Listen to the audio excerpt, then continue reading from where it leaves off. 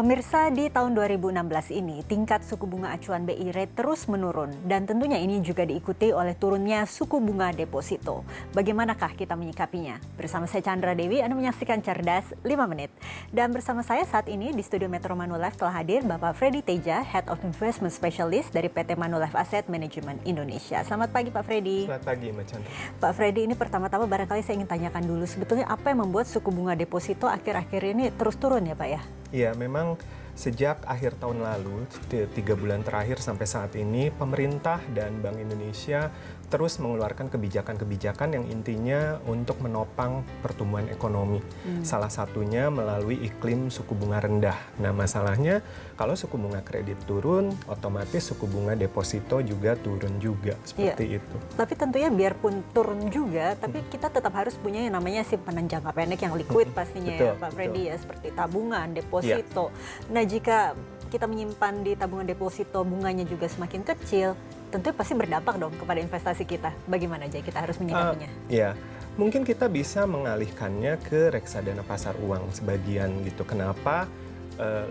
Liquidnya seperti tabungan, tetapi potensi imbal hasilnya mungkin bisa menyamai atau bahkan lebih besar dibandingkan dengan deposito atau tabungan. Seperti itu. Jadi di situ ya. Tapi bukannya reksadana pasar uang itu isinya juga mayoritas deposito Pak, tabungan. Jadi kalau memang suku bunga depositonya turun, bukannya kemudian imbal hasilnya juga kemudian turun? Betul, memang mayoritas isi instrumen dari reksadana pasar uang itu memang deposito gitu. Tetapi ada beberapa hal yang membedakan ya. Yang pertama, reksadana pasar uang itu isinya adalah deposito kolektif. Misalnya saya punya 10 juta, Mbak Chandra punya 10 juta, masyarakat lain dikumpulkan sampai katakanlah jumlahnya misalnya 100 miliar. Nah, manajer investasi menempatkan deposito 100 miliar tentunya memperoleh bunga yang lebih tinggi dibandingkan dengan kalau saya atau kita menempatkan hanya 10 juta gitu. Jadi bunganya bisa lebih tinggi. Yang kedua, reksadana pasar uang ini depositonya ditempatkan di beragam jangka waktu. Ada yang 1 bulan, ada yang 3 bulan, 6 bulan. Dan normalnya semakin panjang jangka waktu deposito, bunganya juga semakin tinggi. Ya, kalau misalnya balik lagi, contohnya kalau kita hanya punya 10 juta, mau dibagi berapa tenor gitu ya, karena untuk menempatkan deposito minimumnya saja biasanya memang sudah 10 juta sendiri. Gitu. Yang ketiga, depositonya juga ditempatkan di beragam bank. Ini bagian dari diversifikasi risiko.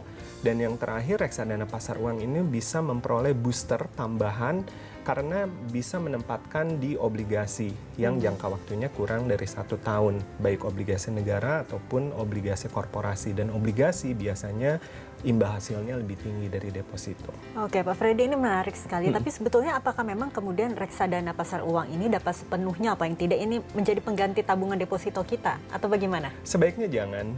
Sebaiknya jangan. Kenapa? Karena walaupun namanya pasar uang, tetap yang namanya reksadana ada peluang dan risiko. Tadi saya sudah menjabarkan peluang-peluangnya gitu ya. Risikonya tetap ada, yaitu fluktuasi. Walaupun memang dibandingkan dengan reksadana jenis lain, saham, obligasi, fluktuasinya memang paling rendah. Tetapi tidak bisa disamakan sepenuhnya dengan tabungan atau deposito sih. Kalau berbicara mengenai porsi yang tepat untuk kita menaruh uang kita di satu jenis investasi seperti reksadana pasar uang maupun ke deposito tabungan, sebetulnya porsi yang tepat yang seperti apa ini Pak? Kembali lagi tidak ada jawaban yang pasti, balik lagi ke setiap orang, tapi yang harus dipikirkan, dicermati adalah arus kas dan pola pengeluaran bulanan. Biasanya normalnya orang menyimpan dana liquid, dana simpanan yang mudah diambil untuk jaga-jaga itu 6 kali pengeluaran bulanan. Ya, dari 6 kali pengeluaran bulanan itu mungkin separuhnya atau 2/3-nya bisa dimasukkan ke reksadana pasar uang, sisanya biarkanlah tetap liquid di tabungan. Tapi kembali lagi tergantung kepada kebutuhan masing-masing keluarganya juga ya. Terima kasih Pak Freddy atas waktu dan informasinya. Dan pemirsa, demikianlah Cerdas 5 Menit, Cerdas Finansial untuk episode kali ini. Saya Chandra Dewi, terima kasih dan sampai jumpa. Dipersembahkan oleh